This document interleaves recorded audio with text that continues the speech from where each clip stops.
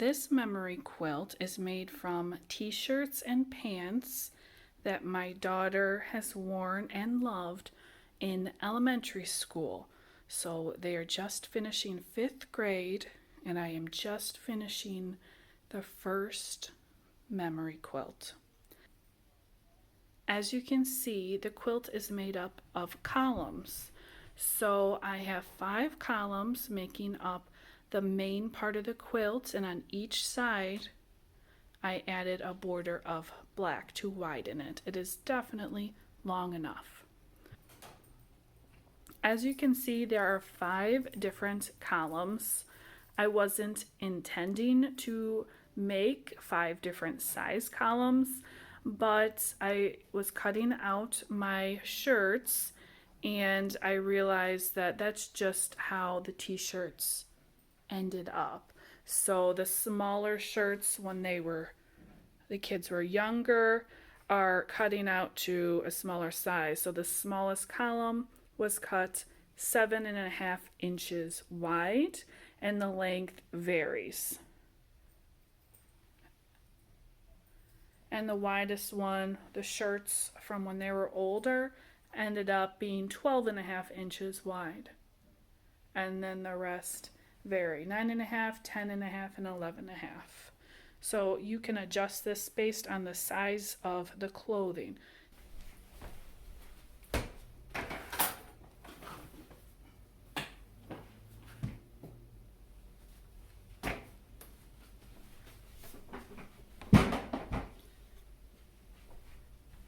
This is my second daughter's pile of t-shirts. She has quite a collection, twice the size of her sister's.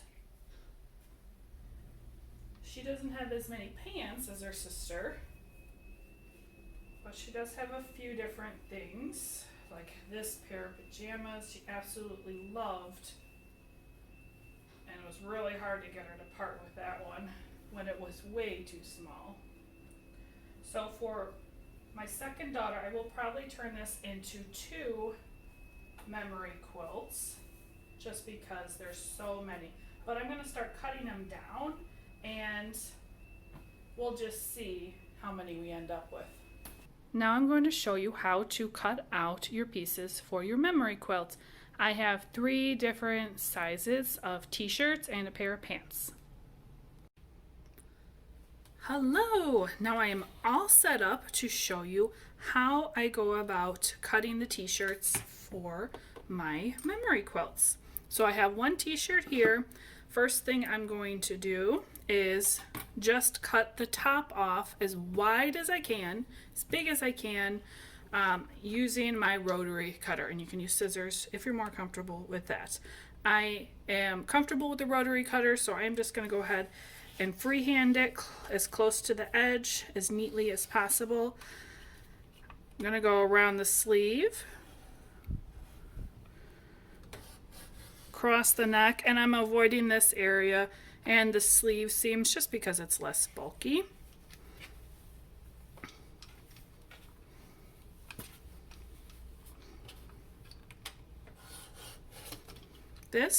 These pieces, the sleeves and the neck, I throw out.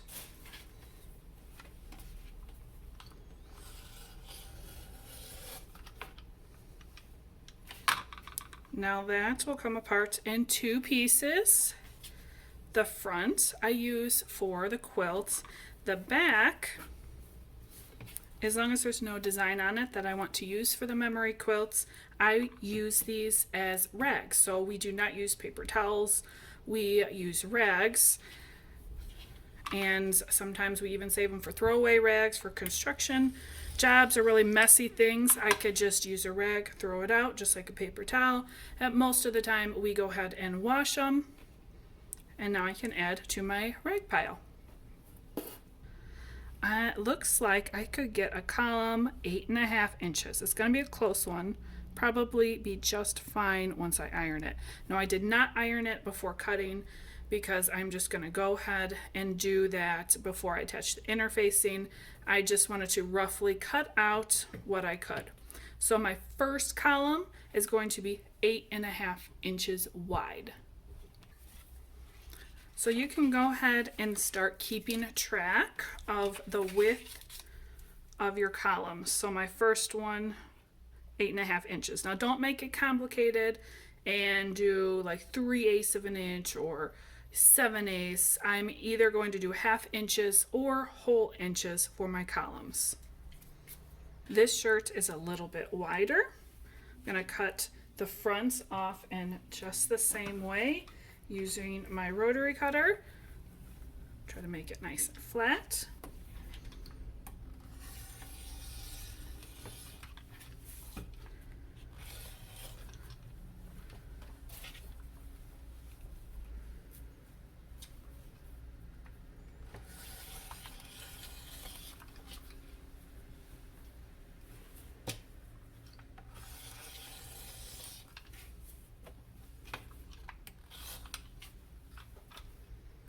Okay, those are scraps that will go in the garbage.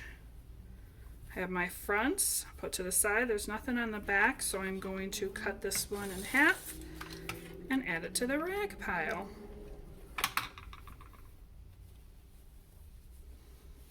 All right, next one, let's see how wide a column will make with this one. So the width of my ruler is 12.5 inches. I'm not going to go any bigger than that. If you had a bigger ruler, you could of course go a little bit bigger, but this is as far as I'm going to go. 12.5 inches wide for this column. I'm going to write that down.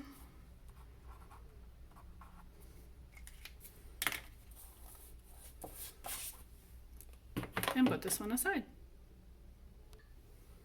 Now this is a little bit trickier one. As you can see, there's a stain here and a spot where I repaired. I don't actually want to include that spot in the memory quilt.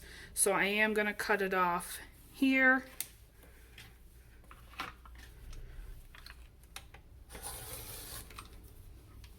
Throw that out. Now this design is also complicated because this design goes right into the seam. So I want as much of that as I can. I'm actually going to take the scissors for a more perfect cut and cut right on the edge.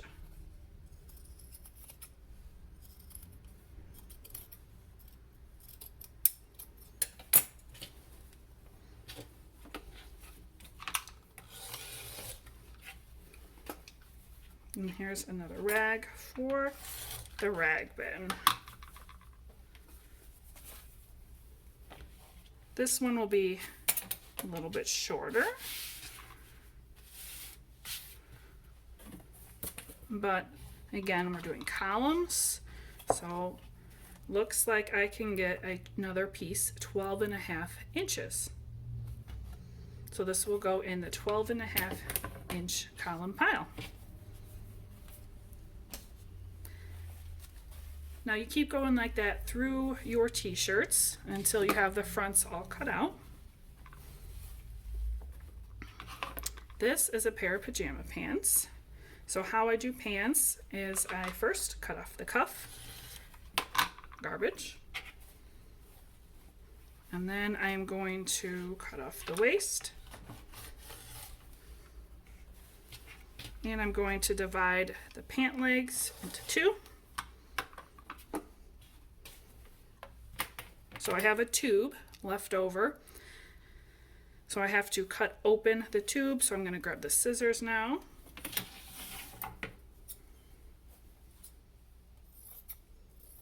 And I'm going to cut along the seam because I don't like including the seams if I could help it. I think only one piece in my last quilt ended up with the seam in the middle, only because I just really needed another piece of fabric. Looks like these pants have two seams. The stretchy leggings I used in the last one did not. So I'm going to go ahead and use this one in a different way. If this was a pair of leggings and this was one solid piece, I would be measuring like this, and this would go in the 12.5 inch column. But it is not. It has another seam, so this is going to be a shorter piece to include. And I'm going to go ahead and loosely cut this up. I'm just going to cut it on the other seam.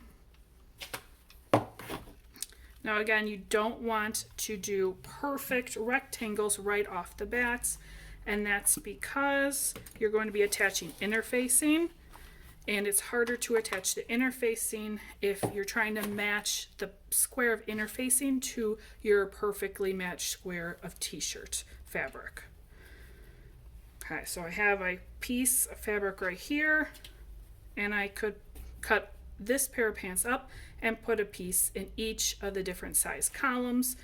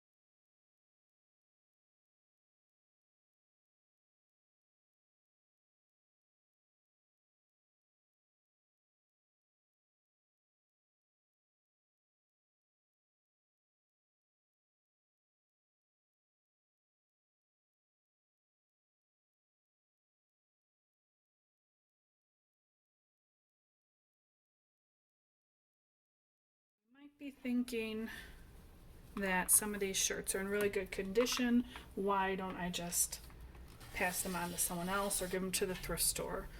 Well, and that's because they're meaningful to my children. My kids made memories in these shirts. They loved their Minecraft. They loved their NIU shirts.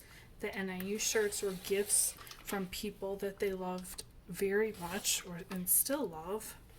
So I don't want to just give it away like those thoughts and feelings didn't have meaning, because they do. So instead of them disappearing from their lives, they'll get to preserve those thoughts and feelings with a quilt and be able to hang on to that memento for a long time to come. So I'm going to go ahead like this, finish cutting out all the tops, and then I will see you again.